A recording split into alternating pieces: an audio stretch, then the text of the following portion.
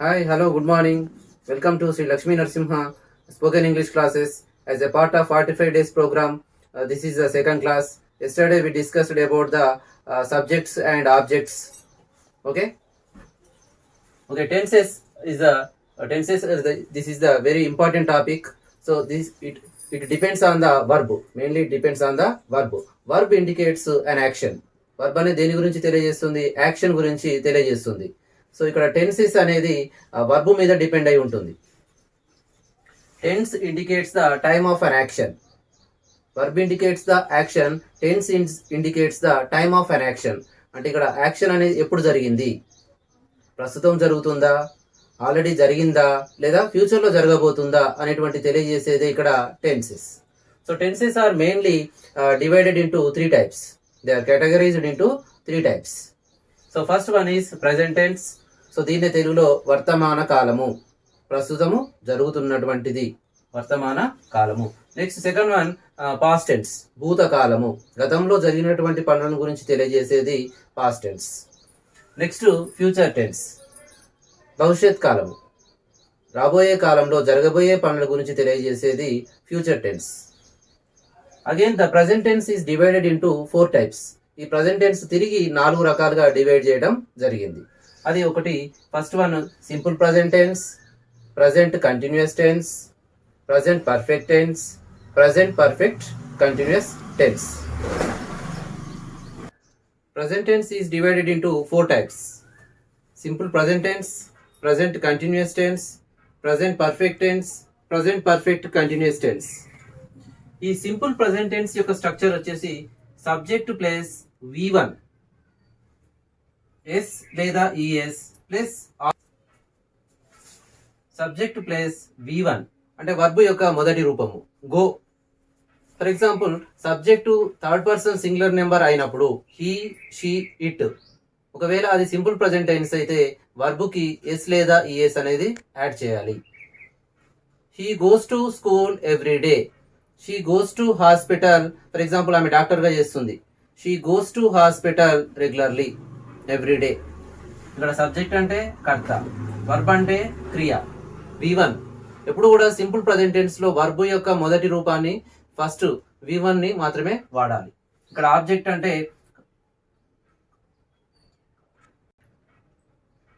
Subject, కర్త, క్రియ, కర్మ. ఓకే, ఇక్కడ దీని యొక్క యూజెస్ చూసినట్టయితే సింపుల్ ప్రజెంట్ టెన్స్ ని general truths, it is used to refer to indicate the general truths. ఎప్పుడు కూడా మనం నిత్య సత్యాలను గురించి చెప్పేటప్పుడు సింపుల్ ప్రజెంట్ టెన్స్ ని యూజ్ చేయాలి. The earth is round. Earth ఎలా ఉంటుంది, రౌండ్ షేప్ లో ఉంటుంది, గుండ్రంగా ఉంటుంది. The earth is round. The sun rises in the east. The sun rises in the east. Wood floats on water. Wood floats on water. Water boils at 100 degrees Celsius. Water boils at 100 degrees Celsius. So ఇవి simple present tense యొక్క examples. ఏంటివి, నిత్య సత్యాలు, general truths. Next వచ్చేసి ఈ simple present tense ని మనం second occasion habitual actions, అలవాటుగా చేసేటువంటి పనులను గురించి తెలియజేయడానికి కూడా సింపుల్ ప్రజెంట్ టెన్స్ ని మనము అలవాటుగా చేసే పనులను గురించి తెలియజేయడానికి కూడా సింపుల్ ప్రజెంట్ టెన్స్ ని యూజ్ చేస్తాము. హ్యాబిచువల్ యాక్షన్స్ ఏంటవి, హ్యాబిచువల్ యాక్షన్స్ ఎగ్జాంపుల్స్ వచ్చేసి షీ వర్క్స్ వెరీ హార్డ్. ఏంటి, తనకున్నటువంటి అలవాటు ఏంటి, తనకు కష్టపడేటువంటి తత్వం ఉంది. షీ వర్క్స్ వెరీ హార్డ్, చాలా కష్టపడి పని చేస్తుంది. She works very hard. Next he plays cricket but he doesn't play tennis. He plays cricket but he doesn't play tennis. అంటే అతనికి క్రికెట్ ఆడటం అంటే ఇష్టము, కానీ టెన్నిస్ ఆడటం అంటే ఇష్టము లేదు. సో ఇటువంటి సందర్భంలో కూడా మనము ఈ యొక్క సింపుల్ ప్రజెంట్ టెన్స్ ని యూజ్ చేస్తాము. Simple present tense is also used to express regularly repeated actions and daily routines. It is also used to express daily routines. మనం రెగ్యులర్గా రిపీట్గా చేసేటువంటి పనులు, అదేవిధంగా ప్రతిరోజు చేసేటువంటి నిత్య కృత్యాల గురించి తెలియజేయడానికి కూడా ఈ టెన్స్ ని యూజ్ చేస్తాం. So example, I usually get up at 6 o'clock in the morning.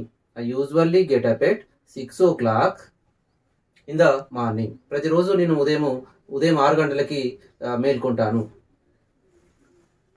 He goes to office by bus every day. He goes to office by bus every day. అతడు తన ఆఫీస్కి ప్రతిరోజు ఎలా వెళ్తాడు?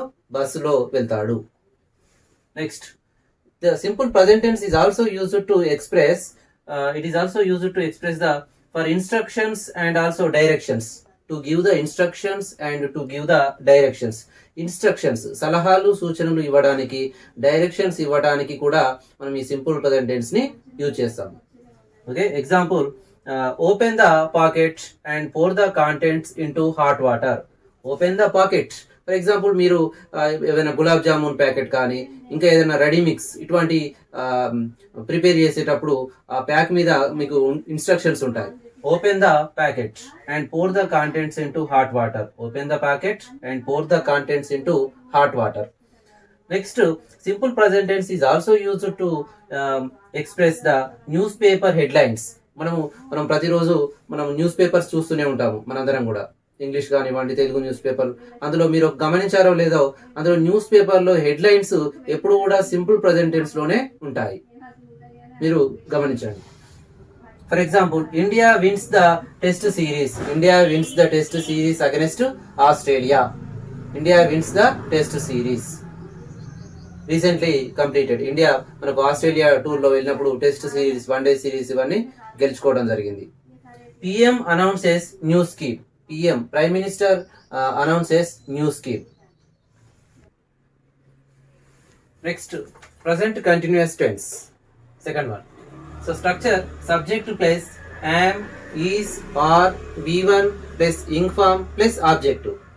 Subject plus am, is, are, V1 plus ing form plus objective. Am, is, are called helping verbs. am, is, are వీటిని ఏమంటాము? Helping verbs, సహాయక క్రియలు. ఇవి సెంటెన్స్ ఫార్మేషన్ లో, వాక్య నిర్మాణంలో సహాయక క్రియలుగా యూజ్ అవుతాయి. ఓకేనా? నెక్స్ట్, మనము ప్రజెంట్ కంటిన్యూస్ టెన్స్ లో ఐ అనేటువంటి సబ్జెక్ట్ తర్వాత ఎప్పుడు కూడా యామ్ అనేటువంటి హెల్పింగ్ వర్బ్ ని యూజ్ చేయాలి. ఐ అనేటువంటి సబ్జెక్ట్ తో మనం సెంటెన్స్ కనుక స్టార్ట్ చేస్తే దానికి ఏ హెల్పింగ్ వర్బ్ ని యూజ్ చేసుకోవాలి మనము? Yam, I am. I am teaching English grammar now. I am working as a English teacher now. Next, he, she, it. ఒకవేళ సబ్జెక్ట్ కనుక మనం సెంటెన్స్ కనుక he, she, it తో స్టార్ట్ చేసినట్టయితే ఈజ్ అనేటువంటి హెల్పింగ్ వర్బ్ ని యూజ్ చేయాలి. He is watching television at this moment. He is watching television at this moment. She is cooking rice at present. She is cooking rice at the moment. It is raining now. It is raining now. ఒకవేళ sentence కనుక we కానీ you, they అనేటువంటి subject తో start అయితే helping verb ఏమొస్తుంది? Are. We are playing cricket now. We are playing cricket now. You are playing video games. You are playing video games. They are watching a movie. They are watching a movie. Uses, to describe an action that is going on at this moment at the time of speaking. ప్రస్తుతము మనం మాట్లాడుకుంటున్నటువంటి సందర్భంలో జరుగుతున్నటువంటి పనిని గురించి తెలియజేయడానికి ఈ present continuous tense ని use చేస్తాం. The children are watching television at present. The children are watching television at present. అంటే ప్రస్తుతం వాళ్ళు ఏం చేస్తున్నారు? పిల్లలు టీవీని చూస్తూ ఉన్నారు. Look, they are fighting again. Look, they are fighting again. Listen, they are making noise. Listen, they are making noise. Look, listen, ఇటువంటి లుక్, లిజన్ అటువంటి వర్డ్స్ యూజ్ చేసినప్పుడు కూడా ఈ యొక్క ప్రజెంట్ కంటిన్యూస్ గా మనం చెప్తాము. This is about the present continuous tense structure, examples and the uses. Okay, thank you for watching this video. I hope you can understand and this is very very useful for you. Please subscribe my channel. Please like it and share it.